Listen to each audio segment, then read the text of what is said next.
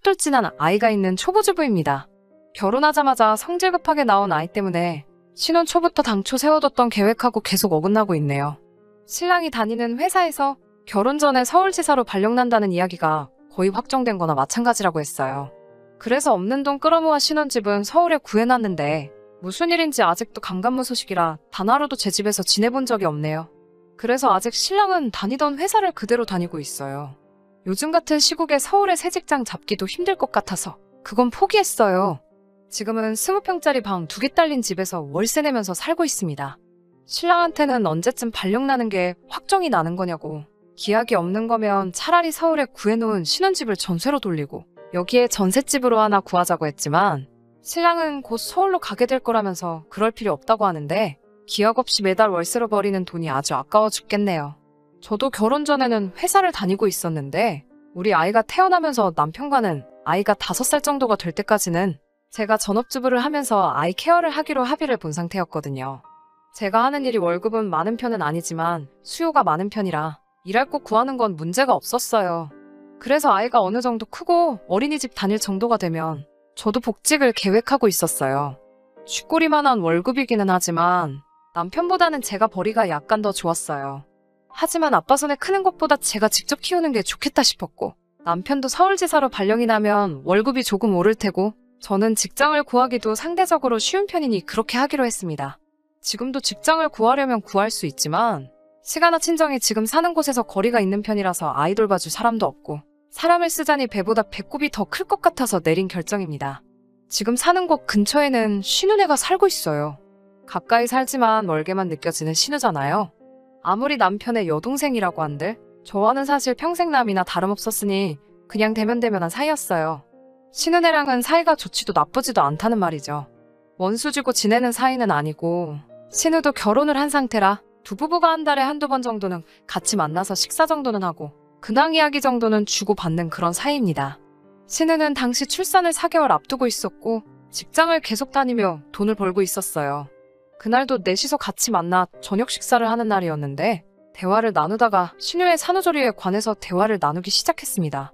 제가 결정하기는 했지만 저는 아직 직장을 포기하고 전업주부가 된 사실에 미련이 조금 남아있었거든요. 지금 살아온 인생의 반을 넘게 공부해서 들어간 회사인데 사실 5년 뒤에 복직이 생각처럼 쉬울까 하는 걱정도 있고 결국 이렇게 전업주부의 삶을 살게 되는가 싶어서 그 누구에게도 내색은 안 했지만 속이 조금 상했거든요. 신우도 저와 같은 입장일 테니 그냥 어떻게 생각하고 있는지 앞으로의 계획은 어떠한지 정말 걱정해주는 마음으로 물어본 말이었어요. 산후조리원 다닐 거고 3개월 육아휴직을 내겠다고 하더라고요. 그 말에 제가 대번에 아이는 어쩌고 복직할 생각을 하냐고 물어봤지요. 지방 중소도시에 있는 코딱지만한 회사 다니면서 신우는 회사에 대한 자부심이 대단한 건지 자기애가 강한 건지 그 회사는 자기가 없으면 돌아가지 않는다고 말하면서 육아휴직이 끝나면 바로 복직을 해야 한다고 하더라고요. 그래서 애는 어쩌고 복직이냐고 물어봤더니 마치 그 말이 제 입에서 나오기를 기다렸다는 듯이 저에게 대답하더군요. 언니, 그래서 말인데 어차피 애 보는 김에 우리 애도 봐줄 수 있어요? 라고요. 그런 걸 물어볼 거라고는 생각도 못했기 때문에 당연히 농담이겠거니 싶어서 우리 애 보는 데만도 허리가 부러질 지경이라고 농담하지 말라며 손사래를 쳤더니 저한테 잘 생각해보라고 하면서 말도 안 되는 소리를 늘어놓더라고요. 지네 아이가 태어나면 우리 아이한테 동생이 생긴 거나 마찬가지니 같이 키우면 아이한테 책임감도 생기고 정서적으로 좋지 않겠냐고 말하길래 이제 찻돌박진한 애한테 무슨 책임감이냐고 말도 안 되는 소리 하지 말라고 하고 애는 봐줄 생각 없다고 딱 잘라 대답했죠. 그 와중에 신랑은 아무 말도 없이 빈밥그릇을 긁어가면서 밥 먹는 척을 하고 있길래 테이블 아래로 다리를 툭 쳐가지고 같이 편 좀 들어달라는 식으로 신호를 줬는데 아무것도 모르는 척 탄척만 피고 있었어요. 신우 남편도 그렇고 우리 신랑 하고 있는 꼬라지를 보아하니 이미 저 빼놓고 셋이서 벌써 이야기를 끝낸 것 같다는 느낌이 들더라고요. 꿀먹은 벙어리 마냥 아무 말도 못하는 우리 신랑과는 다르게 신우 남편이 난데없이 신우 편을 들면서 3개월이면 100일도 안 지난 아이인데 어떻게 어린이집에 맡길 수 있겠어요? 하면서 거들더군요. 그래서 제가 서방님, 저는 어떻게 믿고 100일도 안 지난 아이를 맡기세요? 라고 되물었더니 저는 가족이라서 괜찮다고 하더라고요. 그러면서 기분 좋으라는 식으로 입에 발린 칭찬을 하면서 저를 회유하기 시작했어요.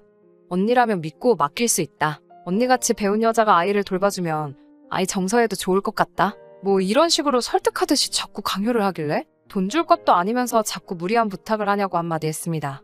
예상한 대로 제 말에는 두 사람이 동시에 가족끼리 무슨 돈이냐며 펄쩍 뛰더라고요. 그래서 애는 공짜로 키우냐고, 분이며 기적이며 돈 들어갈 게 투성인데 무슨 부탁을 그런 식으로 하느냐고 한마디 했습니다.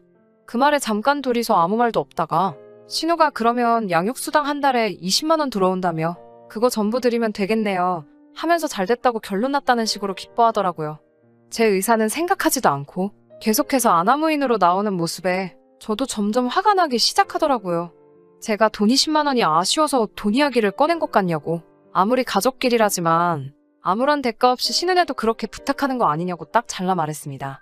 돈 달래서 돈도 드리는데 왜 싫은 거냐고 하면서 어린이집에 아이 맡겼다가 잘못되면 어떡할 거냐면서 혹시나 잘못되면 저보고 책임질 거냐고 뭐라뭐라 하더라고요. 창과 방패도 아니고 이대로 가다간 하루가 지나도 대화가 끝날 것 같지 않아서 이건 나중에 다시 이야기하자고 하고 자리를 정리하고 집으로 돌아왔어요. 집에 도착했는데도 화가 풀리지 않더라고요. 그 와중에 몹시 심기가 불편해 보이는 제 눈치만 살살 보고 있는 신랑이 눈에 거슬려서 불러세워 물어봤어요. 나 모르게 벌써 너네들끼리 얘기 끝내는 거지? 하고 신랑을 슬쩍 떠봤지요. 우물쭈물하면서 말을 잇지 못하는 신랑의 모습을 보니 그날 오고 간 대화가 제 생각대로 셋이서 벌써 북치고 장구치고 다 해놓은 것 같더라고요. 그걸 왜 네 맘대로 정하냐고 따따따 잔소리를 하고 있으니 신랑이 듣기만 하다가 저한테 짜증을 확 내더군요. 어차피 제가 집에서 애 보는 것 말고 하는 일도 없다는 식으로 짜증을 내더니 딴 사람도 아니고 자기 여동생이라고 이참에 제가 애를 봐주면 저랑 신은혜랑도 사이가 돈독해질 거고 거기에 더불어 돈까지 준다는데 못할 게 뭐가 있냐며 그 자리에서 그렇게 단호하게 나오면 매제랑지 여동생 앞에서 자기 체면은 뭐가 되냐고 하면서요. 제가 신은혜 애만 봐주면 신우는 복직해서 안심하고 일할 수 있고 우리는 신우가 주는 돈 받으면 월세로 나가는 돈도 어느 정도 커버가 되는데 살림에 보탬도 되고 얼마나 좋냐고? 저 하나만 오케이 하면 모두가 평화로워지는 건데 일을 뭐 그렇게 어렵게 만드냐고 하더라고요. 화를 내야 할 사람은 저고 그 자리에서 제 편을 들어줬어야 할 신랑이 그런 식으로 나오니 서운한 마음보다 화가 치밀어 오르더라고요. 신랑한테는 앞으로 나한테 말 걸지 말라고 말하고 저는 아이방에서 이불 깔아놓고 자면서 며칠 동안 신랑하고는 말도 한마디도 안 했어요. 그렇게 지내고 있으니 이젠 시어머니까지 가세하더군요. 평소에도 우리 딸 하시는 분들이니 예상한 대로 시어머니까지 저한테 신은혜 애 봐주는 게 뭐가 그리 문제냐는 식으로 한마디를 하시더군요. 이제 저도 참을 만큼 참았고 시어머니까지 가세한 그 시점에 가만히 있을 이유가 없었어요. 친정엄마한테 이 사실을 말하고 그 길로 아이를 데리고 나와서 비어있는 서울 신혼집으로 향했습니다. 당연히 집에서는 아이랑 제가 짐 싸들고 없어졌으니 한바탕 난리가 났죠. 남편이 어디냐고 문자 보내고 전화하는 거 전부 싹 다 무시했습니다. 그러고 있으니 조금 있어서 시어머니한테 전화가 오더라고요. 전화를 받으니 격양된 목소리로 다짜고짜 저한테 화부터 내시더라고요. 가족끼리 힘든 부탁 한 것도 아니고 듣자 하니 우리 딸이 돈까지 주기로 했다던데? 너는 뭐가 그렇게 불만이 많아서 부득불리를 키워가지고 이 사단을 만드냐고 한 소리 하시더라고요. 옆에서 통화를 듣고 계시던 친정엄마가 전화기를 뺏어서 한마디 하셨습니다. 이건 이제 집안끼리의 문제니 엄마도 가만히 있을 수 없었다고 먼저 양해를 구하셨어요. 우리 딸이 사돈댁 핏줄 돌봐주는 보모로 보는 게 아닌 이상 신은혜 애 키우라는 말은 나올 수 없는 말이라며 역정을 내셨습니다.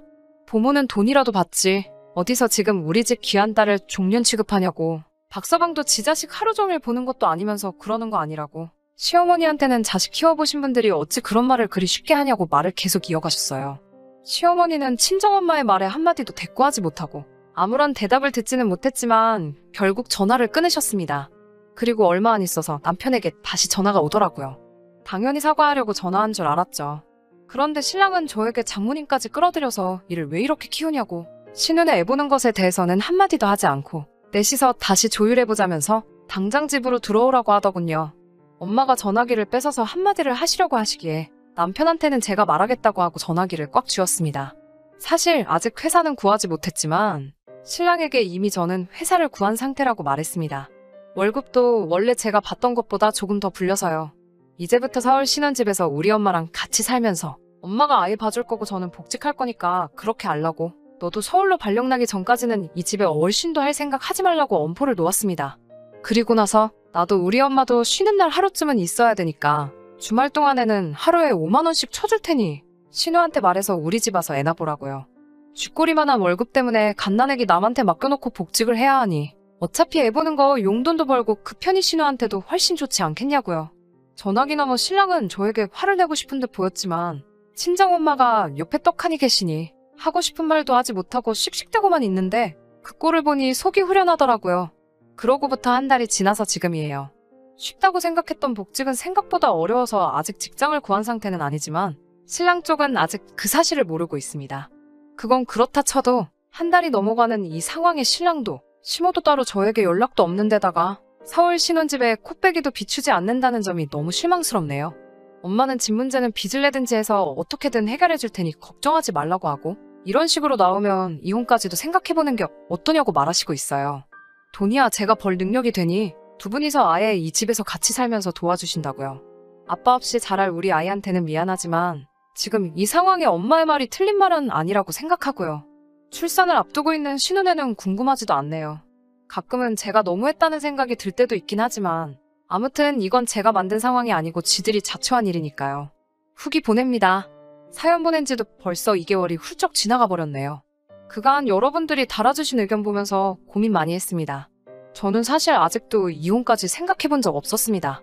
댓글 남겨주신 여러분들께서는 사정 봐줄 게 뭐 있냐고 그냥 이혼하라는 의견이 지배적이었지만 사실 아빠 없이 자랄 아이한테 제가 순간에 화를 이기지 못해 평생 지우지 못할 상처를 주는 게 아닐까 하는 생각이 들었거든요. 현재 저는 새 직장을 구해서 다니고 있습니다. 남편한테 공헌한 만큼 돈을 더 주는 회사는 아니지만 그래도 남편이 지금 벌고 있는 돈보다는 꽤 많은 돈 받으며 일하고 있어요. 제가 자리 잡으면 남편이 반성을 해서라도 신혼집으로 기어 들어올 줄 알았지만 그렇지 않았습니다. 결국 이혼하기로 결심했습니다. 신혼집에 와 있는 3달 동안 남편은 정말 저한테 전화 한 통 없었고 이 집에 코빼기도 비치지 않았습니다. 얼마 전이 신우 출산일이었어요. 신랑이 신우 태어난 아이 사진을 저에게 카카오톡으로 보내주더라고요. 사진만 딸랑 보내놓고 가타부타 아무런 말도 없었어요. 무슨 뜻으로 보낸 건지 뭘 의미하는 건지도 모르겠고 그냥 화만 잔뜩 나더라고요. 3개월 만에 짐 싸서 나간 와이프한테 한다는 연락이 싸움의 불씨나 마찬가지였던 그 아기의 사진을 보내주는 꼴이라니. 친정엄마도 더 이상 기다릴 게 뭐 있냐고 하시더군요. 결혼 당시에도 제가 모아놓은 돈이 더 많아서 신혼집 자체도 남편보다 제가 모아놓은 돈이 더 많이 들어갔습니다. 이혼을 준비하는 과정에서 조금 문제가 생기긴 했어요. 서울 집값이 그 사이에 정말 엄청나게 많이 올라버려서 남편의 목만큼 갈라주는데도 허리가 휘어버리게 생겼더라고요. 남편도 그 사실을 알고 제가 이혼 통보를 하지 않을 거라 생각을 했는가 봅니다. 의기양양하게 돈 아까워서 이혼을 못하겠냐며 으스대는 남편을 보니 우라가 치밀어 올랐어요. 이 사실을 어머니께 말씀드렸더니 정말로 고향집을 정리해가지고 오셔서는 그 돈을 저한테 주시더군요. 저 하나 때문에 평생 살아오신 고향집 정리하고 그 돈을 저한테 주시는데 정말 눈물이 다 나왔습니다. 고향으로 내려가서 시어머니 보는 앞에서 이혼 서류 앞에다 던져줬고 제 마음 돌릴 생각 없으니 도장 찍으라고 했습니다. 신우애가 그렇게 이쁘면 너가 키우라고 나는 우리 부모님하고 내 아이 키우면서 행복하게 살 거라고 하니 시어머니 얼굴이 새하얗게 질려 혼비백산 하시더군요. 아이의 경우는 제 직장이 더 탄탄하고 교육 인프라가 더 잘 되어 있으니 변호사님 말로는 양육권은 저에게 있을 거라 하시더군요. 그 사실을 아시고는 얼마 전까지 저보고 하나 키우는 거 같이 키우면 어디가 덧나냐고 하시던 시어머니도 장손 뺏긴다는 생각에 제 눈치를 보면서 남편한테 빨리 사과하라고 난리도 아니었어요. 진작에 이렇게 했어야 하는 것을 3개월이나 시간을 끌었다는 게 정말 스스로가 다 한심하네요.